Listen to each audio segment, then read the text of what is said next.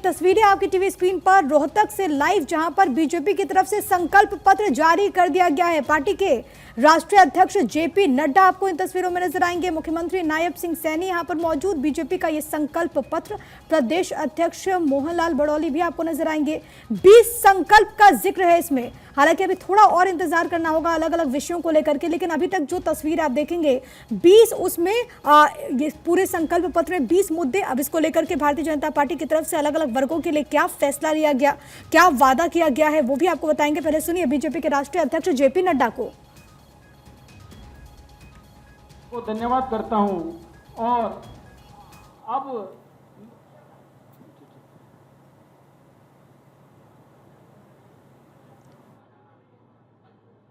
आज के इस संकल्प पत्र के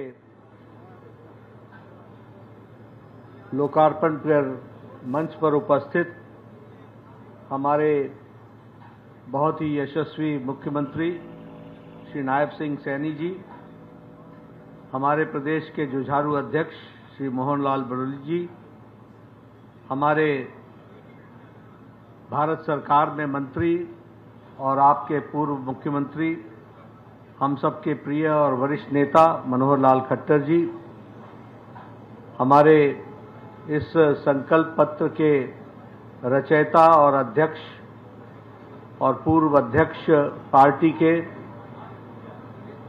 हमारे ओम प्रकाश धनखड़ जी, भारत सरकार में मंत्री राव इंद्रजीत सिंह जी, भारत सरकार में मंत्री श्री कृष्णपाल जी, हमारे संसदीय बोर्ड की सदस्या बहन सुधा यादव जी, कुलदीप बिश्नोई जी, हमारे संयोजक चुनाव संचालन समिति के, हमारे वरिष्ठ नेता और मेरे बड़े भाई रामविलास शर्मा जी, रामचंद्र जांगड़ा जी, हमारे राज्यसभा के सदस्य सुभाष बराला जी, बहन रेखा शर्मा जी, सम्मानित मंच और यहाँ उपस्थित हरियाणा के सभी वरिष्ठ पत्रकार बंधु, सज्जन वृंद, मुझे ये सौभाग्य मिला है कि मैं आज हरियाणा की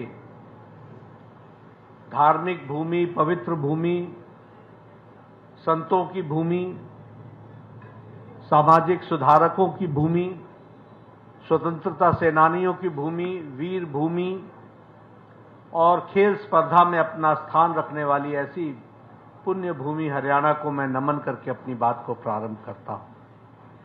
आज मुझे मैनिफेस्टो रिलीज करने का सौभाग्य मिला है और पत्रकारों के साथ वार्ता करने का भी मौका मिला है। मैं अपनी ओर से सबसे पहले तो पत्रकार बंधुओं को बहुत बहुत शुभकामनाएं भी देता हूं और उनका भी अभिनंदन और स्वागत करता हूं। हमें पत्रकारों के साथ वार्ता करने का भी मौका मिला है। मैं अपनी ओर से सबसे पहले तो पत्रकार बंधुओं को बहुत बहुत शुभकामनाएं भी देता हूं और उनका भी अभिनंदन और स्वागत करता हूं। हमें मैनिफेस्टो के बारे में अगर समझना हो तो मैं हमेशा एक बात कहता हूं, जिसका जिक्र ओम प्रकाश धनखड़ जी ने भी किया, जिसका जिक्र हमारे अध्यक्ष जी ने भी किया और जिसका जिक्र हमारे मुख्यमंत्री जी ने भी किया, कि हम मैनिफेस्टो को कैसे देखते हैं। साधारणतः कांग्रेस ने जो रिवायत चलाई, उसने मैनिफेस्टो या संकल्प पत्र को लोगों की नजरों में एक डाइल्यूटेड डॉक्यूमेंट बना दिया। उस डॉक्यूमेंट का रेलेवेंस कांग्रेस ने और कांग्रेस की संस्कृति ने लंबे समय में उसकी इस रेलेवेंस को समाप्त कर दिया। उनके लिए यह डॉक्यूमेंट महज एक औपचारिकता है। उनके लिए यह डॉक्यूमेंट महज एक रिवायत को पूरा करना है और उनके लिए यह डॉक्यूमेंट लोगों के साथ छलावा करना है। अब मैं अगर इसकी चर्चा करूं तो मैं सबसे पहले तो यह बताना चाहूंगा कि आप हरियाणा की एक को ही याद कर लीजिए। 10 साल पहले हरियाणा की छवि क्या थी? 10 साल पहले हरियाणा की छवि पर्ची और खर्ची पर नौकरी लगने वाली स्थिति थी। मैं ठीक बोल रहा हूं कि गलत बोल रहा हूं? पर्ची पर नौकरी लगती थी कि नहीं? नौकरियों के चलते लोगों को सजाएं हुई कि नहीं हुई? जो सत्ता में बैठे थे वो तकलीफ में आए कि नहीं आए? उसी तरीके से अगर आप देखिए तो हरियाणा जमीनों के घोटाले के लिए जाना जाता था। तो अगर हम उन पार्टियों की चर्चा करें तो उनका मैनिफेस्टो, रियल मैनिफेस्टो तो ये था, जमीन का घोटाला, औने पौने दाम में जमीन को लेना और उससे मुनाफा कमाना, किसानों की जमीन को हड़पना और उसके लैंड यूज को बदलना। ये सारी, आप बताइए 10 साल पहले भ्रष्टाचार की छवि थी कि नहीं सरकारों की? हरियाणा की हर सरकार भ्रष्टाचारी कहलाती थी कि नहीं कहलाती थी? इसलिए आज जब हम संकल्प पत्र की बात करते हैं, जिसका मैं अभी विस्तृत विवरण रखूंगा ताकि आपके ध्यान में आए कि हमारे लिए मैनिफेस्टो या संकल्प पत्र यह कितना महत्वपूर्ण है। और इसीलिए मैं ये कहूंगा कि सबसे पहले तो जो हम लोगों ने कहा है, नॉन स्टॉप हरियाणा। अब हम तो जो बैठे हैं मंच पर भी और नीचे भी हमारे साथी, हम तो हरियाणा की सेवा नॉन स्टॉप कर रहे हैं, लेकिन इसको नॉन स्टॉप रखने में बहुत बड़ी जिम्मेवारी आपको निभानी है और आपको संकल्प को पूरा करना है। मैं तो आपके सामने रिपोर्ट कार्ड रख दूंगा, मैं आपके सामने जानकारियों के साथ विषयों को रखना चाहूंगा। अभी अभी मैं इसलिए कहता हूं क्योंकि how do you assess the seriousness of the संकल्प पत्र? यह सीरियस डॉक्यूमेंट कैसे बनता है? यह सीरियस डॉक्यूमेंट इस बात से बनता है कि जो कहा था वो किया है, जो नहीं कहा था वो भी करके दिया है, और जो कहेंगे वो पूरा करके देंगे, ये इस बात की गारंटी है। और इसीलिए मैं इस रिपोर्ट कार्ड की बात करता हूं और आपको साफ दिखलेगा कि हरियाणा बदला है और फर्क साफ है, क्लैरिटी के साथ है। और जब मैं इसकी चर्चा करता हूं तो पत्रकार बंधुओं से मैं निवेदन करता हूं कि वो मेरे आंकड़े नोट कर लें। हरियाणा का 2014 में पर कैपिटा इनकम 1,37,000 थी। आज हरियाणा की पर कैपिटा इनकम 3 लाख रुपए है। इसका मतलब दुगना हो गया पर कैपिटा इनकम। अगर मैं बात करूं एक्सपोर्ट की, तो हरियाणा का एक्सपोर्ट 68,000 करोड़ रुपए था और आज हरियाणा का एक्सपोर्ट 2.50 लाख है। यानी हरियाणा का एक्सपोर्ट 3 टाइम यानी 3 गुना बढ़ गया। यह भी हमको ध्यान में रखना है। मैं स्वास्थ्य मंत्री भी हूं, आजकल मेरे पास जिम्मेवारी है। मैं आपको बताना चाहता हूं, मनोहर लाल जी जानते हैं, इन्होंने संकल्प ले रखा था हर जिले में मेडिकल कॉलेज खोलेंगे, हर जिले में मेडिकल कॉलेज खोलेंगे। 7 मेडिकल कॉलेज होते थे, आज 15 मेडिकल कॉलेज हैं और यह भी दुगना हो गया है, दुगने से ज्यादा हो गया। यह भी आपको ध्यान में रखना है। हमारे मेडिकल कॉलेज की सीट्स 700 होती थी, आज मेडिकल कॉलेज की सीट्स 2185 हैं। और जब मैं 2185 बोलता हूं तो यह भी आप ध्यान रखिए कि यह तिगुना हो गया, ट्रिपल हो गया। यह भी हमको ध्यान में रखना चाहिए। जो बिजली 24 घंटे गांव में आने की बात थी, 2014 में पत्रकार बंधु नोट कर ले, हरियाणा में 538 गांव में 24 घंटे बिजली थी और आज 68,000 गांव में बिजली 24 घंटे है। इस बात को भी 58,000 गांव में बिजली है। इस बात 5800 गांव में बिजली है। इसको भी हमको ध्यान में रखना चाहिए। उसी तरीके से क्रॉप कंपनसेशन। अब बहुत सी बातें, यहां किसान की चर्चा बहुत होती है और हमारे घड़ियाली आंसू बहाने वाले नेता कांग्रेस के कोई कम नहीं है। हींग लगे न फिटकरी, रंग चोखा करने में लगे रहते हैं। ऐसे ऐसे नेता हैं जो किसानों की बात करते हैं। लेकिन मैं आपको बताना चाहता हूं कि जब कांग्रेस की सरकार थी तो क्रॉप का कंपनसेशन 1,158 करोड़ रुपए दिए गए और भारतीय जनता पार्टी ने क्रॉप के कंपनसेशन में 12,500 करोड़ रुपए दिए। 10 टाइम क्रॉप का कंपनसेशन में इजाफा हुआ, ये आप ध्यान में रखिए। इसलिए किसानों के हित चिंतक जो बनते हैं, आंकड़ों में कहां दिखते हैं, ये भी आपको समझ लेना चाहिए। उसी तरीके से क्रॉप डैमेज के जो कंपनसेशन है वह 6,000 प्रति एकड़ था, उसको आज बढ़ा करके 15,000 प्रति एकड़ कर दिया गया, 2.5 गुना बढ़ा दिया गया। ये हमारे क्रॉप का कंपनसेशन दिया जा रहा है। इसलिए किसानों के हित चिंतक कौन रहा है, इसका विश्लेषण हमारे पत्रकार बंधु जरूर करें। ओल्ड एज पेंशन तिगुनी कर दी गई, 1,000 होती थी, आज 3,000 है। उसी तरीके से एमएसपी जो सिर्फ 8 क्रॉप्स पर मिलती थी, 8 क्रॉप्स, ये किसान के हित चिंतक, ये किसान के हितैषी बरसों से 8 से ज्यादा फसलों पर एमएसपी नहीं देते थे। आजकल एमएसपी की गारंटी मांगने फिर रहे हैं। इनको मैं बताना चाहता हूं कि ये हमारी सरकार थी जिसने आज 24 फसलों पर, 24 क्रॉप्स पर उसके लिए एमएसपी देना निश्चित किया है और उसको आगे बढ़ाया है। ये बात भी हमको ध्यान में रखना चाहिए। इसलिए जो कहा था, वो जो नहीं कहा था, वो भी करके दिया है।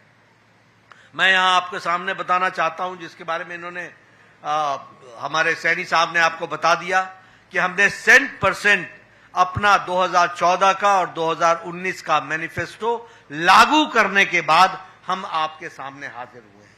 ये रिपोर्ट कार्ड की संस्कृति ये किसने सिखाई? मैं पत्रकार बंधुओं से पूछना चाहता हूं, 10 साल पहले आपने देखा था किसी नेता को रिपोर्ट कार्ड रखते हुए? 10 साल पहले किसी को देखा था आपने कोई आंकड़े रखते हुए? लेकिन आज हम आपके सामने रिपोर्ट कार्ड रख रहे हैं।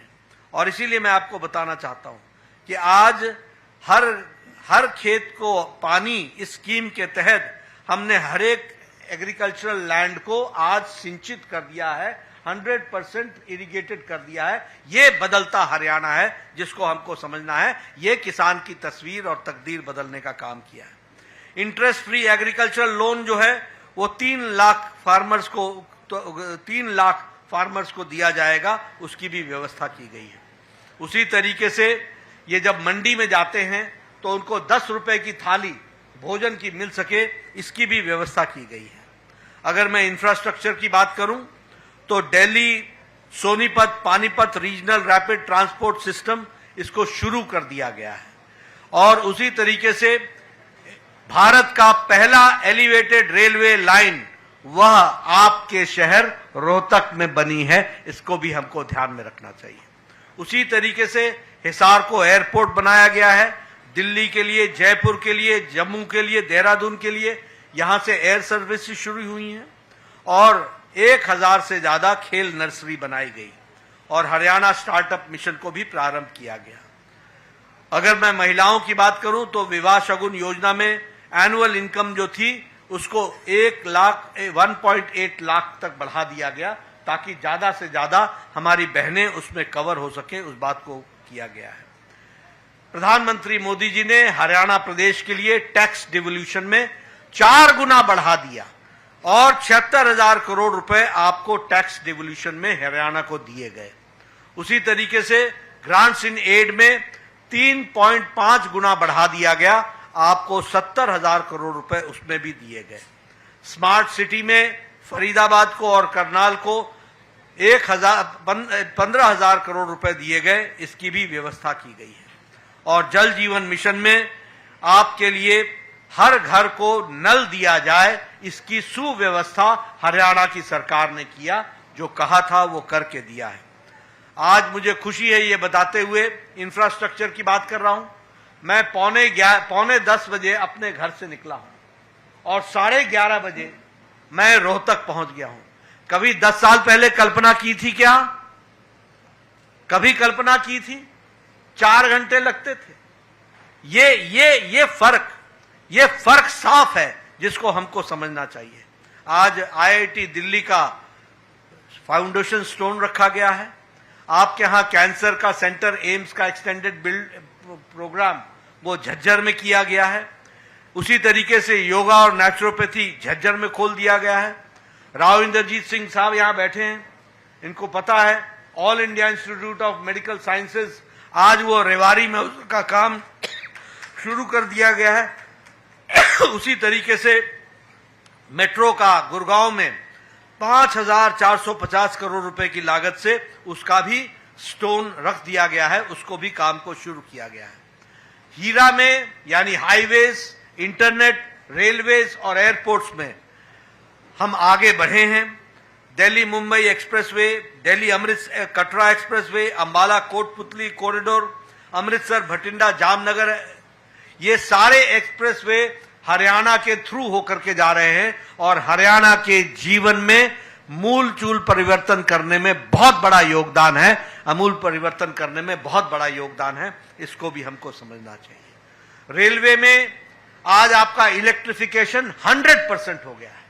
रेलवे का बजट हरियाणा में 9 टाइम्स बढ़ा दिया गया है और उसी तरीके से western dedicated freight corridor Rewari से लेकर मदर तक इसका भी बनाने का काम चला है। तो इस तरीके से ऑप्टिकल फाइबर में 6,000 गांव को जोड़ लिया गया है, 6,000 विलेजेस को ये पहुंचा दिया गया है।